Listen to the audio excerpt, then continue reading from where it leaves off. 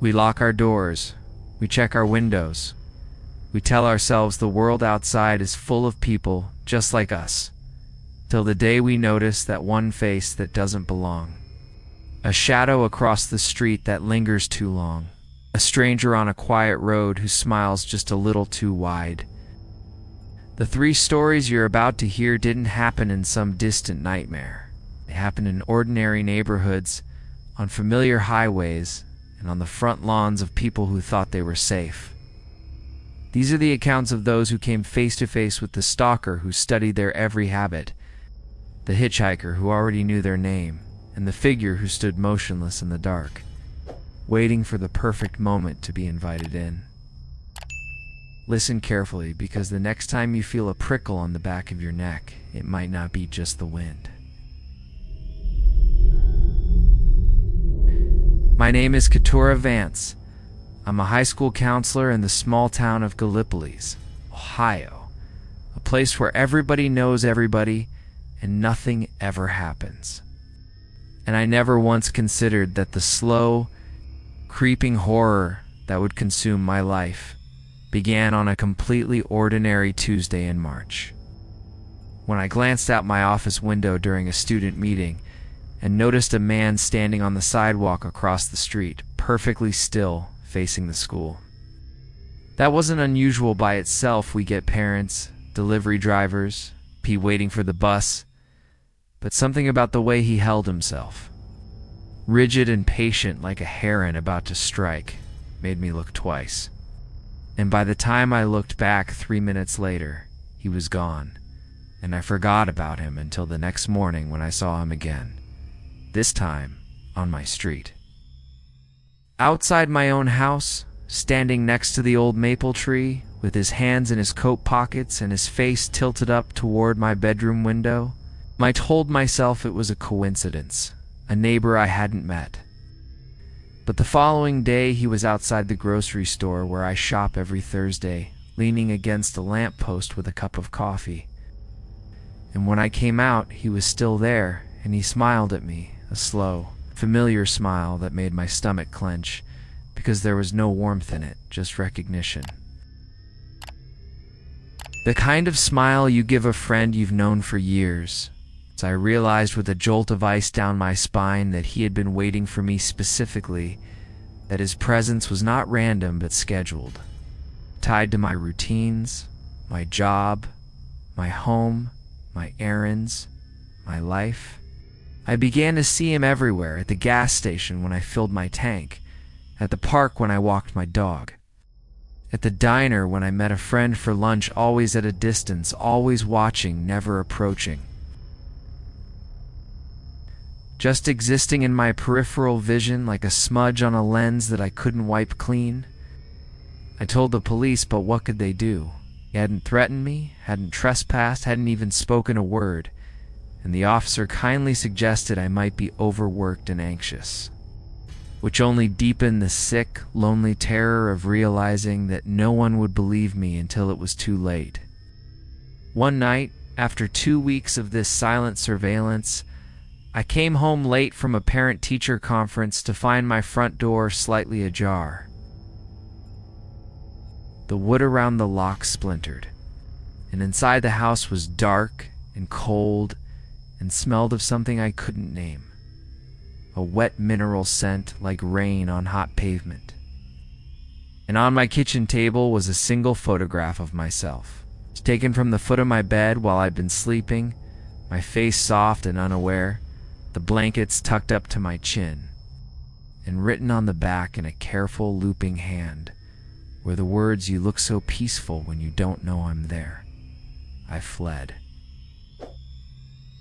Stayed with a friend, sold my house, moved across the state, but the letters followed me. Handwritten notes that arrived without postmarks, slipped under doors, left on my car windshield, each one detailing a moment from my day that no one should have witnessed. A conversation I'd had, a meal I'd eaten, a thought I'd whispered to myself in the dark, and the last one I ever received simply said, "You can move as many times as you want, Keturah, but I've already memorized the way you breathe." And I'll wait as long as it takes for you to understand that you've belonged to me since the first time you looked out that window. I still don't know his name, still don't know his face, except for that terrible, patient smile. I still check every room of every new place I live before I can even think about sleeping, because I know he's out there somewhere, and I know that one day I'll turn around and he'll be standing right behind me, close enough to touch, and that smile will be the last thing I ever see.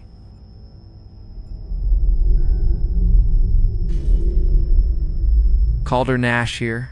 I work as a long-haul trucker based out of Bozeman, Montana, hauling lumber and livestock across the empty stretches of Highway 200 and I-90. And I've spent more nights on the road than I can count without ever feeling afraid of the dark, or the distance, or the strange faces that drift through rest stops. But one rain-soaked evening in late October 2025, I picked up a hitchhiker just outside of Missoula who taught me that some strangers aren't strangers at all, that some of them know you before you've ever met, that the worst mistake you can make is to stop your rig for a man who is already smiling when he climbs into the cab. The rain was coming down in sheets. The kind of Montana storm that turns the highway into a black mirror and cuts visibility to near zero, and I saw him standing on the shoulder with his thumb out, a lean. Dark-haired guy in a wet denim jacket, no bags, no hat, just standing there in the downpour like he'd been expecting me. Against every rule I'd ever set for myself, I pulled over and unlocked the door. He climbed in, shook off the water, and said, "Thanks, Calder," and I froze because I hadn't given him my name. And I felt a cold, deep wrongness settle into the pit of my stomach as I pulled back onto the highway and asked him how he knew what to call me. He just laughed, a soft, easy laugh, and said, "You've got it written on your CB handle sticker right there." And I glanced at the sticker and felt stupid with relief, a relief that lasted only until I realized the sticker was on the outside of the cab, on the driver's side door, and he'd climbed in from the passenger side. I should have made him get out then, but the storm was howling, and I'm not the kind of man who leaves someone to freeze. So I drove on, watching him from the corner of my eye as he sat there with his hands folded in his lap. Fingers long and pale and strangely identical to my own, the same scar on the thumb knuckle, the same crooked pinky from a childhood baseball accident, and when I noticed that, my blood went to ice because I hadn't shown him my hands. He had no reason to have the exact same hands as me, down to the calluses and the chewed nails. And when he saw me looking, he turned his head and smiled that same easy smile and said, "We're a lot alike, Calder, you and me." We've been on this road a long time. We've seen the same rest stops and the same mile markers and the same lonely stretches of nothing. And I've been waiting for you to stop for me since the day you got your license. I pulled the rig over hard, kicking gravel onto the shoulder, and told him to get out. But he didn't move, just kept smiling, and then he said my full name, my middle name, my mother's maiden name, my childhood address. The name of my first dog, the secret I'd never told anyone about the night my father died, a stream of intimate, impossible knowledge that poured out of him in a voice that was calm and kind and absolutely terrifying. I realized with a lurch of unreality that he wasn't reading my mind. He was remembering my life as if he'd lived it, as if he'd been with me every mile of every road I'd ever driven, a shadow in the passenger seat I'd never noticed until now. I threw the door open, shoved him out into the storm, and hit the gas, and in my rearview mirror, I saw him standing on the highway with the rain pouring down, still smiling, still calm, and he waved at me like an old friend saying goodbye. And I drove through the night to a motel in Coeur d'Alene and locked myself in the room and didn't sleep. The next morning, the local news reported that a hitchhiker matching his description had been picked up on the same stretch of Highway 200 by a family in an RV. and by the time the police arrived, the family was gone. The RV was empty, and the hitchhiker was sitting in the driver's seat with his hands folded in his lap, waiting, and when the officer asked for his name, said, "I go by Calder Nash now. It's the name I like best." And then he smiled for the dash cam and said, "I'll be ready to ride again soon. I haven't driven Highway 200 since, and I never stop for hitchhikers anymore. But sometimes when I'm alone in the cab on a long dark night, I feel a presence in the passenger seat. A warmth and a weight that wasn't there before, and I hear a soft, easy laugh. And I know that somehow, somewhere, he's still riding, still learning, still waiting for the next driver who'll open the door and let him in." Phedra Salinger. I'm a marketing consultant who moved into a quiet subdivision in Cypress, Texas, in the summer of 2025. A neighborhood of cul-de-sacs and manicured lawns where the biggest excitement was the occasional loose dog. And I spent my first 3 months there in blissful, ordinary peace until the night of September 15th, when I looked out my bedroom window at 2:47 a.m. and saw a figure standing on my front lawn, motionless, facing the house. At first I thought it was a teenager, a neighbor's kid playing a prank, but the figure didn't move, didn't shift its weight, didn't even seem to breathe, just stood there with its arms at its sides and its head tilted slightly upward, as if staring directly into my window. And I closed the blinds and called my boyfriend, who told me it was probably a lawn ornament I'd forgotten about. But I knew my lawn, and there was no ornament. And the next morning there was nothing there, just a patch of flattened grass where the figure had stood, the blades bent in a perfect circle. The second time, 5 nights later, the figure was closer, standing just beyond the low hedge that separates my yard from the sidewalk. And this time, I could see more detail in the weak glow of the streetlight. It was a man, or something shaped like a man, tall and thin, with shoulders that seemed slightly too broad. His face a pale oval that caught the light but didn't reveal any features. No eyes, no mouth, just a smooth, blank surface that somehow gave the impression of a patient, hungry attention. I called the police, but by the time they arrived, the figure was gone, and the officer suggested I install motion sensor lights and a security camera, which I did the next day. And for a week, the recordings showed nothing but empty lawn and the occasional cat. Until the night of October 1st, when the camera triggered at 3:03 a.m., and the footage showed the figure standing directly beneath my bedroom window, his pale, featureless face tilted up, his long arms stretched out toward the glass, and the audio picked up a sound that made me throw up when I heard it. My own breathing, recorded and played back, slow and rhythmic, and accompanied by a second breath, deeper and wetter, that was coming from the figure itself, as if it was breathing in sync with me, as if it had been practicing. I stopped sleeping. I stopped going to work. I sat in my living room with all the lights on, watching the camera feed on my laptop.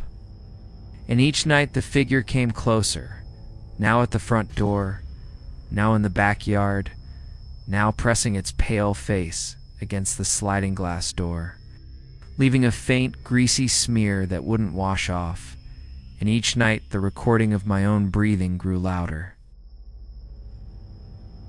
more intimate, layered with a whisper that I recognized as my own voice, saying things I'd never said out loud. Private shames and childhood fears, in the name of my childhood cat and the street I grew up on. A catalog of my life being recited back to me by a thing that had no face. The last night, I was sitting on the floor of my closet with a kitchen knife, shaking and crying, when I heard the front door open, the lock clicking as if it had been picked by expert patient fingers, and then footsteps. slow and deliberate, walking through the living room, down the hall, pausing outside the closet door in a voice that was my own voice but wrong. "Too flat to calm," said Phedra. "You've been so good at keeping me out, but I've been so lonely. And I just wanted to show you my face." The closet door creaked open, and I saw for the first time that the blank oval was not a face at all, but a mask, and behind it, peeling away like a rotten bandage, was my own face. Staring back at me with eyes that were too dark, and a mouth that was smiling a smile I'd never seen in any mirror. And the thing that wore my face said, "I've been wearing you from the inside for months.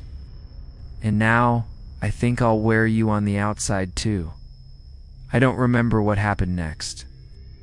And when the police found me walking barefoot along the highway 3 days later, I couldn't tell them my own name, couldn't tell them where I lived. Couldn't remember anything except a pale mask peeling away and a smile that belonged to me but wasn't mine. And they eventually released me to a shelter, but the mirrors in my room there keep fogging up. And sometimes I catch a glimpse of my reflection smiling at me when I'm not. And I know that whatever took my face is still wearing it, and one day it will come back to finish the job. These accounts are not just stories. They are warnings whispered from the lips of those who barely escaped the attention of something that should never have noticed them. Keturah, Calder, and Phedra each crossed paths with a presence that defied explanation, a patient, obsessive watcher, a hitchhiker with stolen memories, a faceless stranger that wore a borrowed face, and each of them carries the weight of that encounter every single day. The terror of being stalked, pursued, and known so intimately by something utterly other is a fear that doesn't fade with the morning sun. If you've ever felt that inexplicable prickle of being watched, or noticed a stranger who seemed a little too familiar, trust your instincts. Because the line between coincidence and predation is thinner than any of us want to believe. I'm your host from True Terror Files, and if these stories unsettled you, let us know in the comments which moment you couldn't shake. Subscribe and hit the bell so you won't miss next. Tuesday's descent into the darkness that lurks just beyond the ordinary. Stay observant, stay cautious, and never, ever open the door to a face you don't fully recognize.